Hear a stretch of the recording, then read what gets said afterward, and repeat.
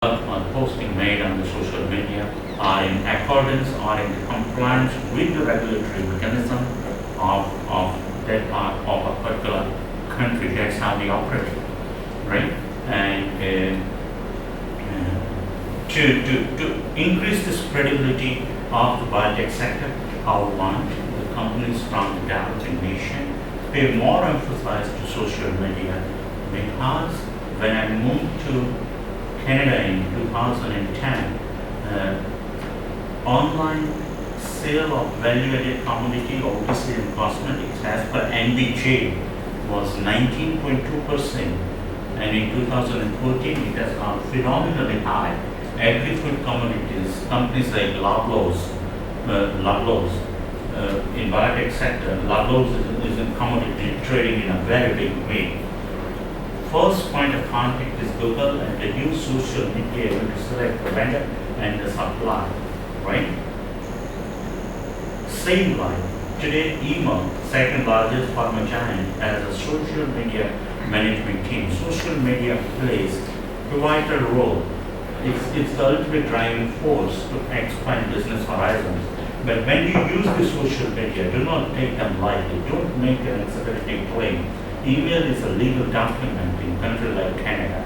So do not overcome it at the same time. Don't undercome it. To intimidate or to challenge or to make inflated claim over email is punishable by law, right? You can't behave irresponsibly while using this digital media. And using them right, with maturity and right understanding, by FDA regulatory mechanism, if you globally look at, all these things are governed by codex. Codex regulations are like a board of Bible. Everybody follows. Some developed countries follow much quicker. Developing countries follow at their own pace in every sector. If you proactively accept the resolution of codex, that will give you an edge to expand your business horizons with less resistance. I sincerely wish that the people sitting in the room do not encounter a legal situation, or else it's quite precarious. Whatever you earn over the period of time in 10 years will just be, it will go away in 1 to 2 issues, right? So be very sensible in using these tools. Keep reviewing, keep reading products, committees, regulatory mechanisms. Everybody follows. European Union follows, Health Canada follows, and USDA follows same. And last but not the least, be aware of the fraudulent claims, and also the regulatory bodies, those who are not accredited by Health Canada and USFDA. There are a lot of such accreditations which are not accredited, not required, not recommended by this regulatory body. In Canada, there are only 2 bodies which govern agri-food trading. There is Agri-Food Canada, that is one, and second is Health Canada, nobody else.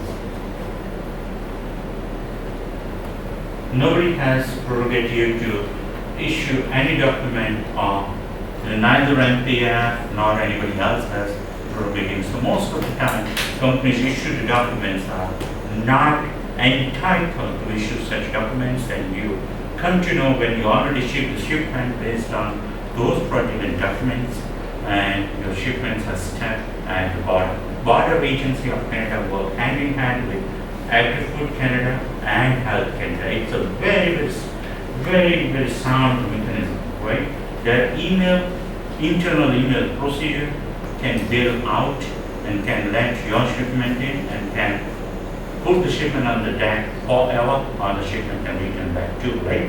So be very sensible while dealing with these regulatory bodies in Canada, and we can help in many ways. I urge you to refer the website of NPAF and let us know what way can we be of help to be the partners in progress. Right? We are not a multinational company like SGS, Redina, Exchanger, Tata Consultancy. We are a small Canadian SME of which we are very proud of. big boys are very much interested in lean, but in 5 years of time, I'm very proud to say that we made our presence felt with the help of Google. Today, if you go to Google and write Biotech BPO Canada, you will see NPAF on the first page of Google all the time. NPAF keep me and my staff very busy. Our staff 4, rest 3 are Canadian. We have 5 shareholders on board, and we are getting stronger and stronger, right? Thank you so much for your attention, ladies and gentlemen, today. Thank you so much for your time, and feel free to ask me any question if you have.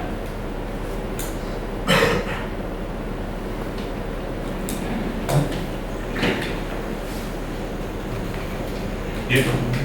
Is there any different policies on health for herbal products and That's NPN, Natural Product Number, NHPD governance. And all, let me tell you, whatever is stated on the website of the federal offices, that's the word of the Bible. We represent the interest. Today, what if I make a statement may not be in accordance to the evolving mechanism today, it might have been changed yesterday, I don't know. But the website is like the word of Bible. Right? We can represent the interest for NPN for any company, but we follow the federal guidelines.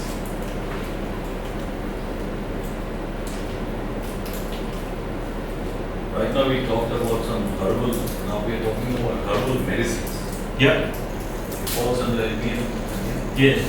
Again, there is a narrow line. There is a narrow line between medicine and a food supplement and natural products. Yes. If you make scientific claim too strong, then it goes to the rigorous evaluation.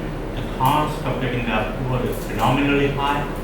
Therefore, it's imperative to work within the federal law to dilute your jargon, to dilute the phrases you use on the product, and to work as per the prescribed format of Health Canada is the best way to move forward.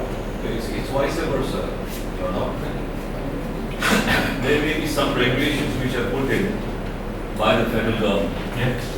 But to accommodate myself into that law, Yeah.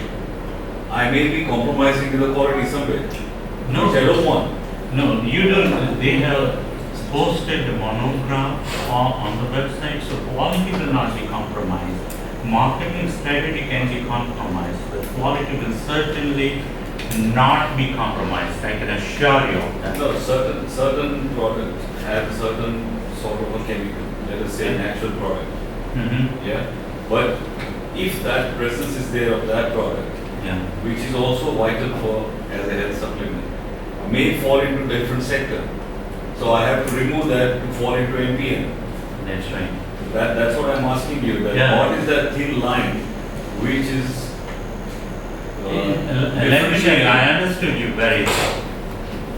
Precisely. Again, it's an evolving mechanism, and Health Canada has the best interest for the Canadian citizen.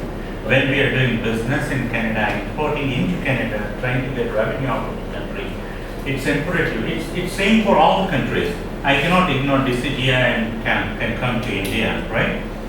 I'm sorry to say that, but this kind of things are happening in India and in other developing countries. Happens. Like I'll tell you one example. Very well reputed company which is producing under the name as herbals. XYZ herbals. Now what does herbals mean to you? Is it natural or it is natural or is it synthetic? Natural origin, yeah. Right? Now if you see the